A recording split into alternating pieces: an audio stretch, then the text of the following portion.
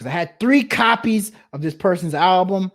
I thought this person was the truth. And it's kind of weird because he's very popular right now, but not for music. And that is Joe Budden. Joe Budden, after Pump It Up, people were watching what you about to do next. And he never had that next single. He never had that next single that skyrocketed him to the next level. At the end of the day, dudes was always trying to make a hit.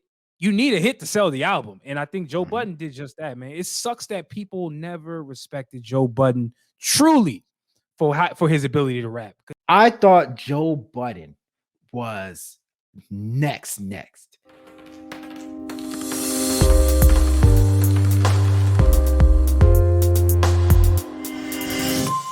So, I was thinking for some reason this morning, I was thinking about Lil Zane. I was like, remember Lil Zane? Do you remember Lil Zane? My dude calling me. That was amazing. I love Lil that Zane song. sound like pop. I live the life of a celebrity. A man bigger, yeah. way bigger than the mother cat you let us see.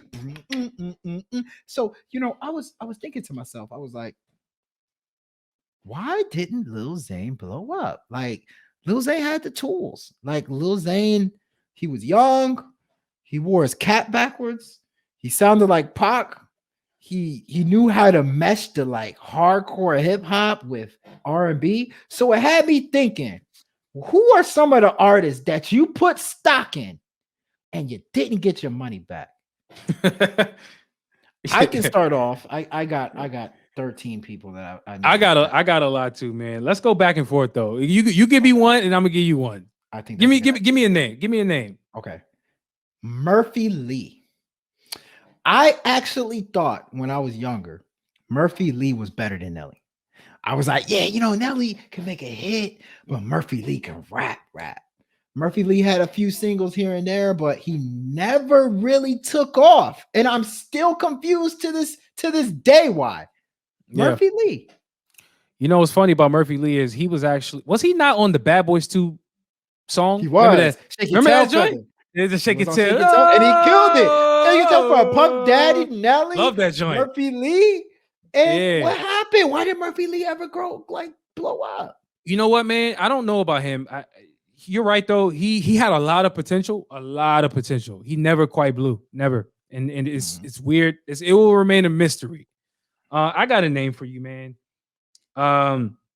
This one's probably very obvious to a lot of people. Fetty Wap, man. Fetty Wap to me is a dude who obviously came out the gate smoking hot with back-to-back hits. I'm talking about like Billboard top 10 hits. As a matter of fact, I think every one of his like first couple hits hit #1 on the Billboards. Like it was some ridiculous run that he was on. And it's like we can debate as to whether or not Fetty Wap had the right strategy when it came to releasing music. Because come on, man, like you got that many hits. He probably should have waited. It's like, yo, I know I got one in the tuck. I'm gonna release this one 6 months later. He literally released them all within like this 8-month stretch. It was the craziest shit ever. But at the pace that he was on, it's unbelievable to me how he can make Trap Queen, he can make all of these hits, and he did not have the longevity that those hits you would think would warrant him. And so Fetty Wap has been struggling ever since the release of all of those top 10 hits. And it's like, bro, he could never quite get back to what people thought he was going to get to, man. It sucks, but that's the reality. Yeah.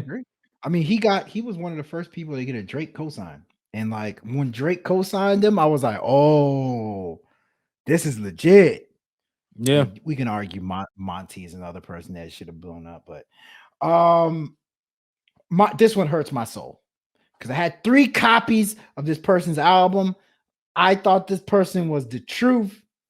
And it's kind of weird because he's very popular right now, but not for music. And that is Joe Budden.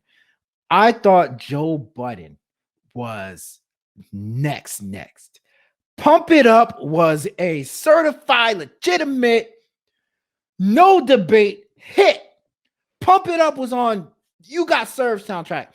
Joe Budden, after Pump It Up, people were watching what you about to do next.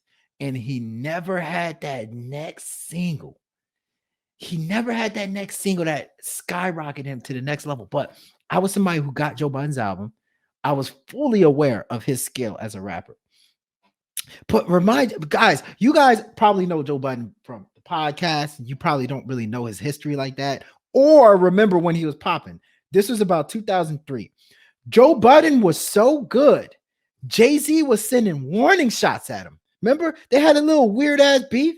Jay-Z saw him as a legitimate threat to the point where he was throwing shots at him. You know, like Joe Budden was nice on the mic. And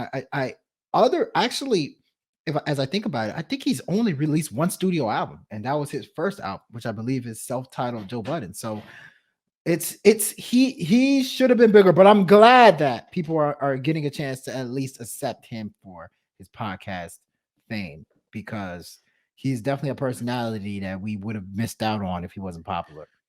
Yeah, it sucks that Joe Budden never really got his respect from the casual fan of rap. But I think anybody who's really in the know as far as like hip hop and who can rap and who really can't rap, they respect Joe Budden's pen. Like, come on, you can't. How could you not? Like, what do you go listen to any of his albums? And you're right, man. None of them really took off. None of them really took off like that, and it sucks, man, because that goes to kind of the topic we had earlier, which is like which one's more important, albums or singles. And sometimes even back then when Joe Budden was like on the come up 2002, 2003, 2004, the mentality of creating albums was still there, right? This is pre-streaming, obviously. But at the end of the day, dudes was always trying to make a hit. You need a hit to sell the album. And I think Joe Budden did just that, man. It sucks that people never respected Joe Budden truly for his ability to rap, because he was a beast. He was a beast. He was a beast. And by the way, he's one of the pioneers of emo rap, and I say that like confidently. If we being 100% real, he's one of the pioneers. He might be the pioneer. He would spill his emotions out on tracks. That is facts. Yeah, I got a name for you. He just sounded grungy. Oh, you know.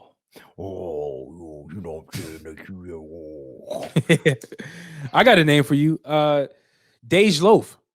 Dej Loaf to me is one of those artists that came out of nowhere in the beginning. Took the entire, I would say, rap scene by storm with her song Try Me, which sounded so just unpolished. It sounded like a song that was made in a freaking garage. You know what I'm saying? Like it didn't sound well mixed. It just was rough around the edges, but I thought that the song was so organic. It was so raw. It was so just seemed genuine that I think that's one of the main reasons why it took off. But what I've noticed over the the course of time since she came out initially was that she was very influential, and I would say damn near ahead of her time with what she was doing musically, even on Try Me and on some of the joints that she put out after, because we've seen artists who've kind of taken elements of what she did, a Boogie, and really just kind of run off with the style, but kind of take it to another level. And I think a point that you always make, which is, who do we respect more? Do we respect the person who created the style, or do we respect the person who really took the style and took it to the next level? I don't think that it can be argued, really, that a Boogie and some of the other people who kind of took her tone, took her delivery, took the singing, rapping that she was doing and took it to the next level. I really don't even think that can be argued. They really did take what she did to the next level. However, if we're talking about what she did initially and where it looked like she was headed, I really believe that she could have been something way bigger than what she actually turned out to be. And it sucks, because I promise you, like, people even still to this day are sounding like freaking Dej Loaf. Like, look at Coi Leray.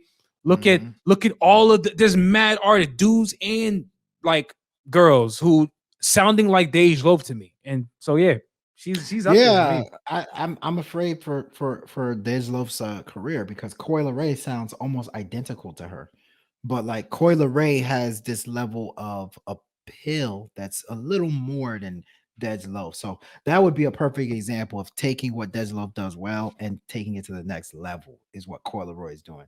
So Yeah. yeah, I'm gonna Let's give give you it one one more. more. Let's give one more. I was Yeah. gonna say I'm gonna give you one more. Bubba Sparks. Remember Bubba Sparks? Yeah, Yeah. most of y'all probably don't even know who Bubba Sparks is.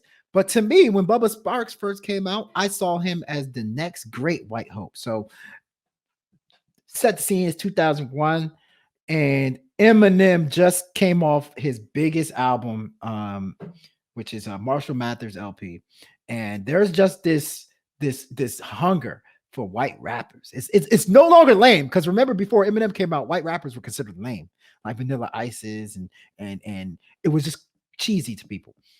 Eminem really destroyed that connotation, and a lot of people have Eminem on their top five list, which is interesting. They have Eminem on their top five list, but they don't have Lil Kim on their top five list. But anyway, so at that time, people were looking for the next great white hope. Bubba Sparks came in around 2001, and Bubba Sparks was somebody who had that southern flair, but he was Yeah. still that white rapper. So you got to quench some of that white rapper thirst. So Bubba Sparks had some success. Remember, he had Ugly, he had Lovely, It's Miss getting New. ugly in here. In here.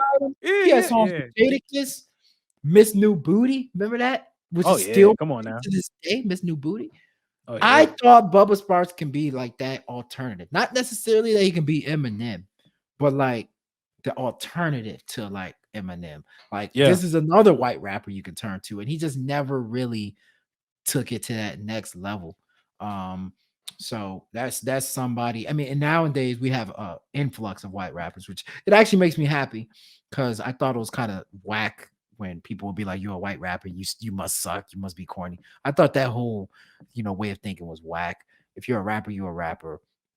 And Yeah. so now It's no. It's we it's have it's so no. many It's no we have different than so what people are many. doing with You know women, what I right? mean? It's like people Exactly. think that women Exactly. are not freaking as Exactly. talented just because they're women. Like, nah, Yeah, bro. Some of it's them be stupid. spitting and they're It's actually stupid. better than most dudes. But yeah, It's stupid. So neither so here nor there. Bubba Sparks. That's a good one. That's a good one. I'm gonna name one more, but without an explanation. Jadena. He's my honorable mention. He's a dude that started out very hot in music with Classic Man, and then he had songs like Little Bit More. It's like, come on, man. We're we're Oh, I we're love Lil More. finding there. You know how BET does this little special that says finding. You ever seen that joint where it's like Yeah, I know what you're talking finding about. insert Yeah, artist? Like they did one on yeah. Jaquan, finding Jaquan, and they did this whole special. It's like, where's Jaquan at? Had him Yeah. explaining his what happened after Tipsy. They gonna do one on Jadena if he don't improve. I'm telling you. Jandena's It's in Nigeria. You ain't heard? He's in Nigeria right now. He moved. hey, He couldn't pay good for his him. rent in Atlanta. Like I'm not joking. That's what I heard. That's what I think he came out of his mouth. He said he couldn't afford Atlanta no more, so he moved to Nigeria. Interesting. All right. Well, hey man, shout out to Jadena, man. Listen, man, we would love to have you on the show to figure out what happened to you. Just saying. Yes, sir.